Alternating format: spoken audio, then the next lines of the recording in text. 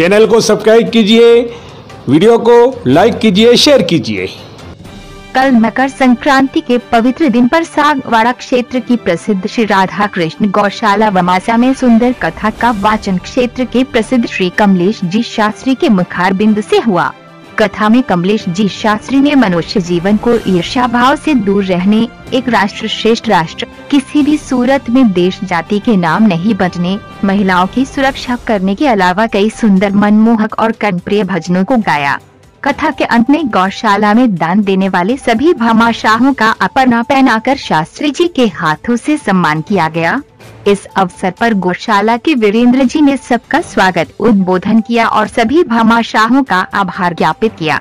कार्यक्रम में सागवाड़ा के नवनिर्वाचित प्रधान ईश्वर लाल जी सरकोटा, गलियाकोट के नवनिर्वाचित प्रधान जय प्रकाश जी पारगी, नरेंद्र जी भगत, कांतिलाल जी उपाध्याय, समाज सेवी और मंडल महामंत्री प्रदीप गामोट, एकता समाचार के शेख राजू भाई, नाहर सिंह जी, विष्णु जी बुनकर, देवीलाल जी पाटीदार के अलावा मातृशक्ति, स्थानीय गांव के लोग एवं बाहर से कई श्रद्धालुगण पंडाल में उपस्थित रहे। कार्यक्रम का संचालन डॉक्टर कांतिलाल जी पाटीदार ने किया और आभार अशोक जी मेहता ने जताया। रुपया उस कंजूस ने कहा कि रुपया तुम्हारे हाथ में नहीं दूंगा, मैं पंखा ला के लगा दूंगा। उसने कहा कोई बात नहीं, पंखा ला के लगा दूंगा। वो बाजार में घूमा घूमा घूमा घूमा, 4 पंखुड़ियों वाला पंखा देखना था उसको। बोले 4 पंखुड़ियों वाला पंखा, वो काम है वो मैं बाद में बताऊंगा, लेकिन अभी 4 पंखुड़ियों वाला पंखा चाहिए। और लिया उसने एक जगह से जिसमें 4 पाखड़े थे और लेकर गया पेंटर के पास। पेंटर के पास जाकर बोला कि एक काम कर, एक पाकड़े पर लिख मेरे बेटे का नाम, उसके नाम से बेट, दूसरे पर लिख मेरे नाम से बेट, तीसरे पर लिख मेरे पिताजी के नाम से बेट, चौथे पर लिख मेरे दादा के नाम से बेट। एक पंखे का दान और 4 पेड़ियों का नाम।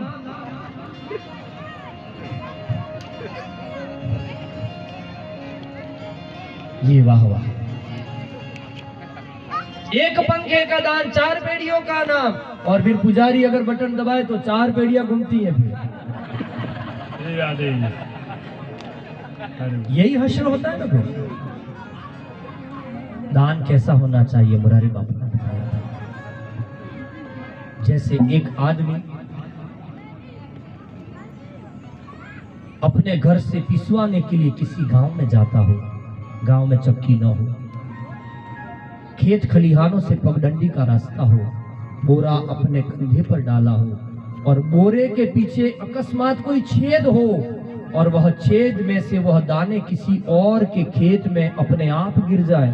खेत किसका है वो उसको पता नहीं, खेत वाले को भी पता नहीं कि कौन डाल कर गया, और फिर समय के अंतराल में वो दाने उग जाए और कोई उसको ले नहीं। ये दान होता है।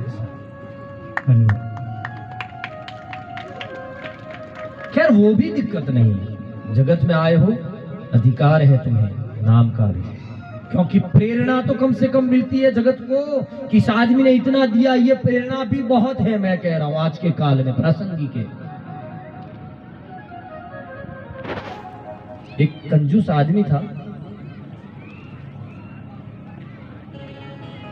कंजूस, इतना कंजूस की बात ही मत। कंजूस में एक शब्द जुड़ा हुआ है, अगर आप गौर से देखो, जूस जुड़ा हुआ है कंजूस में। जूस और कंजूस कभी एक नहीं हो सकते, जैसे चंद्र और सूर्य एक नहीं हो सकते। इतना दोनों में तफावत है, इतनी दूरी है दोनों।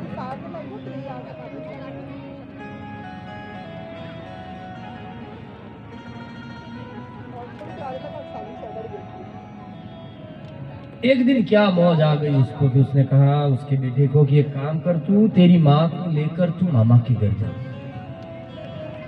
बोले जाऊं, लेकिन मेरे को क्या मिलेगा ये बताओ।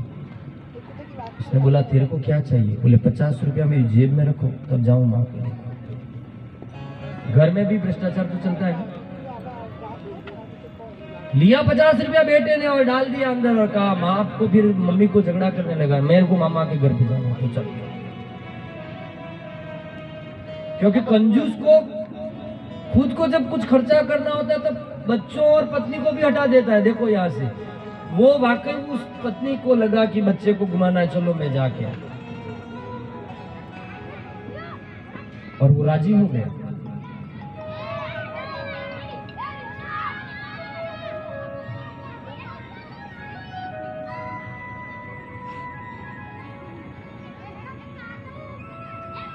वो राजी हो गया कि पत्नी जाए तो सही पियर में एक बार, तो कंजूस को भी आनंद आता है साहब, लेकिन जाए तो नहीं जाती है, बने तब तो जाती है।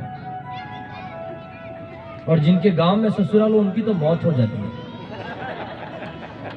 मेरे भी ऐसा ही, सच कह रहे, जाती है नहीं है।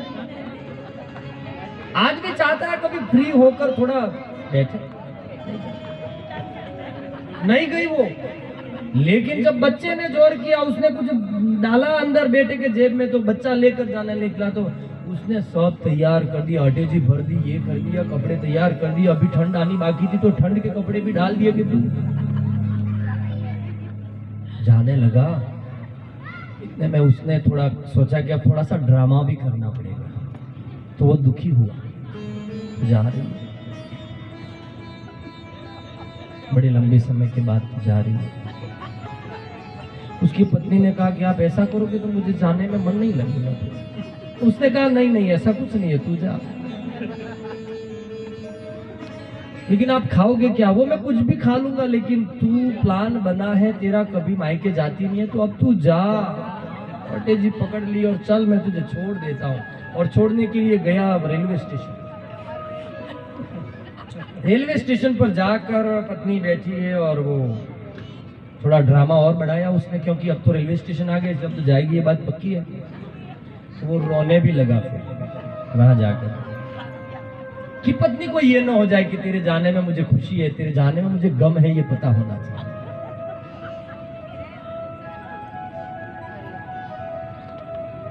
वो रोने लगा तो पत्नी ने कहा कि क्या बच्चों की तरह रो रहे हो, चलो नहीं जाना, अपन घर पे चलते। बोले नहीं नहीं नहीं नहीं ऐसा कुछ नहीं है, लेकिन अब तू जा रही है तो कम से कम मेरे को थोड़ा दर्द तो होगा ना। उसने कहा कि देखो आप यहाँ पर रो रहे हो ना, वो सामने बेंच पर एक दूसरा आदमी भी रो रहा, क्या मालूम। तो वो गया दूसरे आदमी के पास, दूसरी बेंच पर बैठा था, उससे पूछा कि भाई मेरे तो पत्नी का जाना स्वाभाविक है, इसलिए मैं रो रहा हूँ, तू क्यों रो रहा है? बोले मेरे अभी जो ट्रेन में आने वाली है ना, उसमें वो आ रही है। तेरा तो रोना 5 मिनट में खत्म हो जाएगा, ये चली जाएगी तो। लेकिन जैसे तैसे पत्नी को बिठाया और पत्नी गई मायके। अब यहाँ पर घर पे आया, दुकान बंद की, उसने कहा नौकर को कि आज बंद कर दे, आज अपन दोनों आनंद करेंगे, घर पे मौज करेंगे, मस्त रबड़ी बनाएंगे, खाएंगे। कंजूस कितना कि रबड़ी बनानी थी और पत्नी को और बच्चों को भगा दिया। और नौकर से तो मैं निपट लूंगा कैसे भी करके, खानी अकेले कोई है।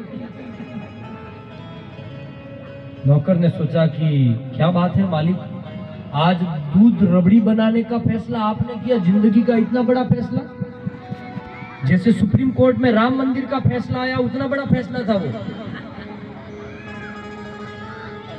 लेकिन फैसला हुआ तो नौकर को लगा कि शायद कोई न कोई सेठ जी को आज उमंग इतनी है।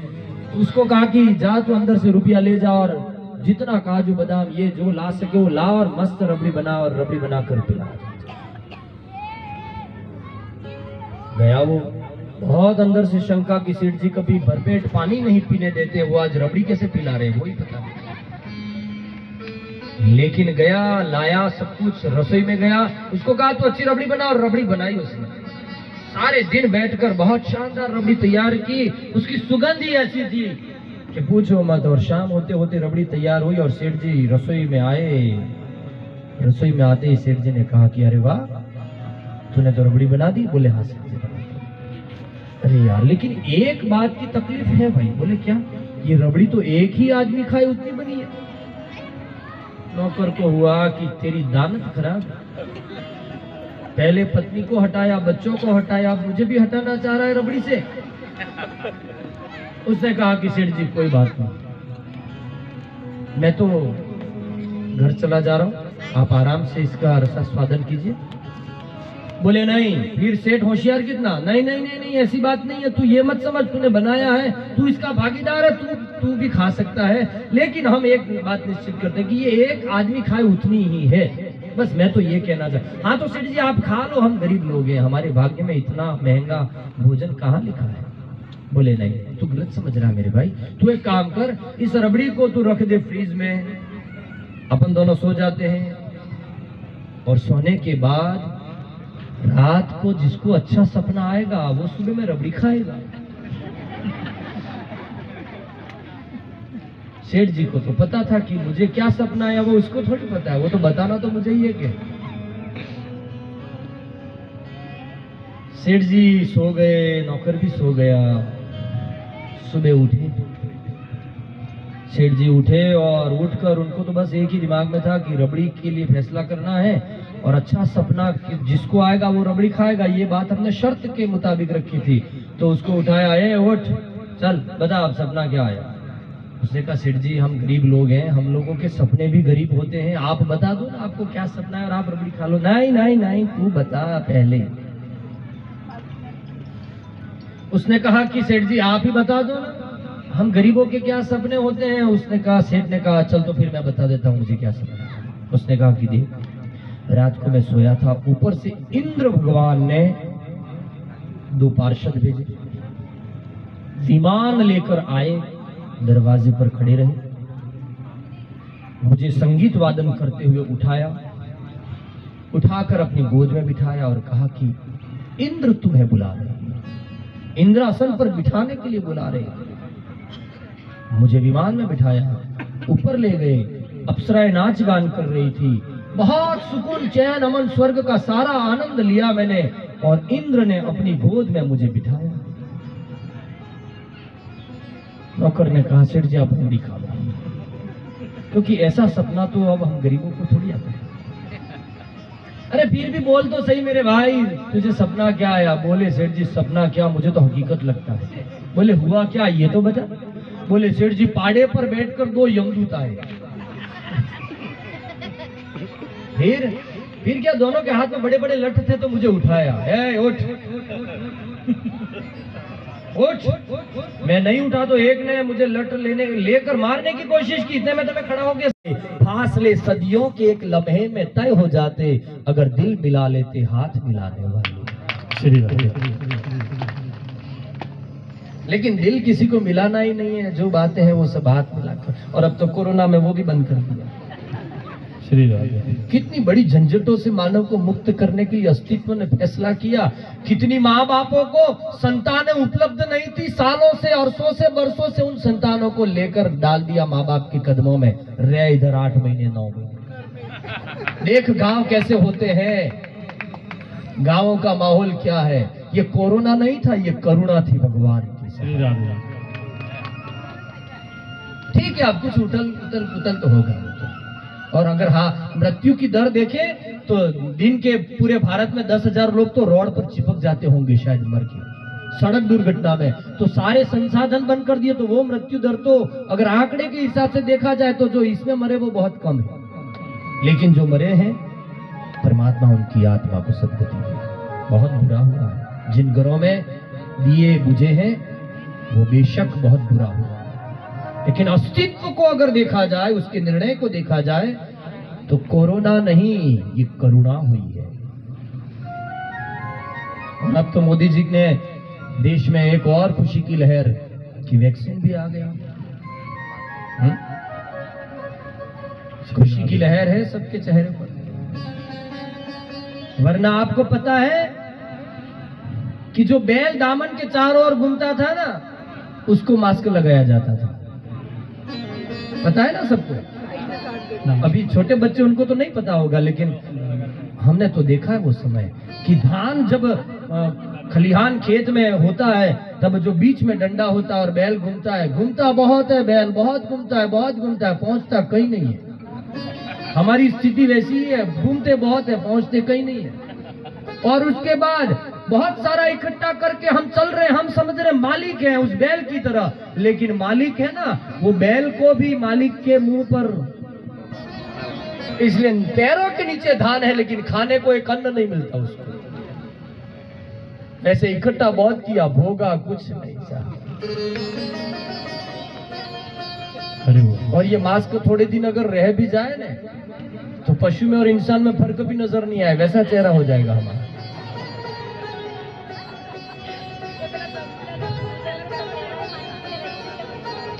सब रिश्ते नाते सब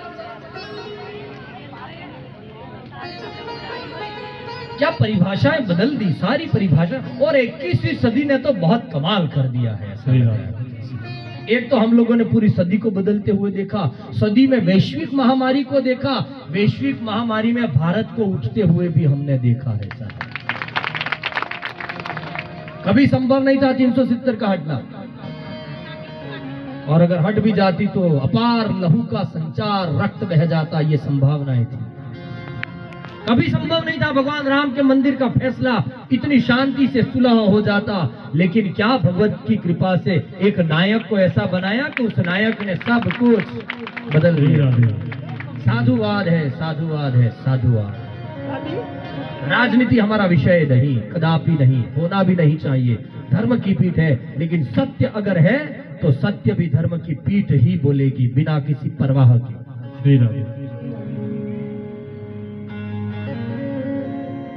मोदी साहब के बारे में क्या कहें साहब, नेता कहना भी ठीक नहीं है, शब्द बहुत छोटा है, बहुत छोटा है। एक साधु पुरुष इस देश को मिला है। राजनीति की बात नहीं, यहां ध्यान देखना, मैं धर्म नीति की बात कर रहा हूं।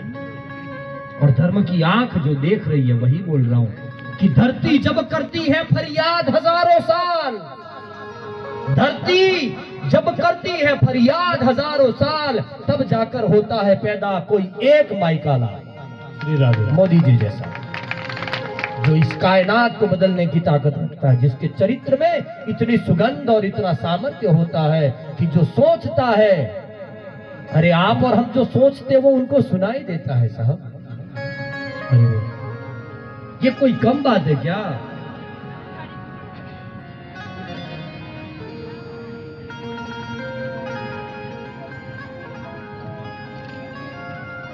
भारत बहुत अच्छी दिशा की ओर बढ़ रहा है। पूरे विश्व के सामने आज हम सिर उठाकर देख रहे हैं, और देख भी सकते हैं। अगर कोई तीखी नजरों से देखे तो उन नजरों को झुकाने की ताकत भी भारत के सामने आज आ चुकी है। वो भारत बनाया, वरना ताकत थी आज तक की कितनी सरकारों में, ये ताकत किसी में भी डेवलप नहीं हुई कि हम सिर उठाकर बेबाक बोल सके किसी के सामने। मां तेरा सिर कभी झुकने नहीं दूंगा, मां तेरा यश कभी मिटने नहीं दूंगा।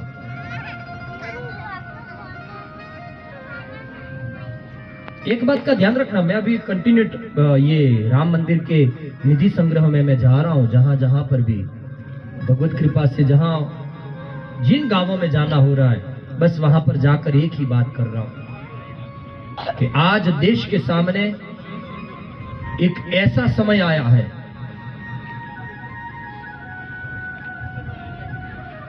कि वर्षों के बाद, यानी हजारों वर्षों के बाद जो भारत ने मार सहन की है, अनवरत हथौड़े पड़े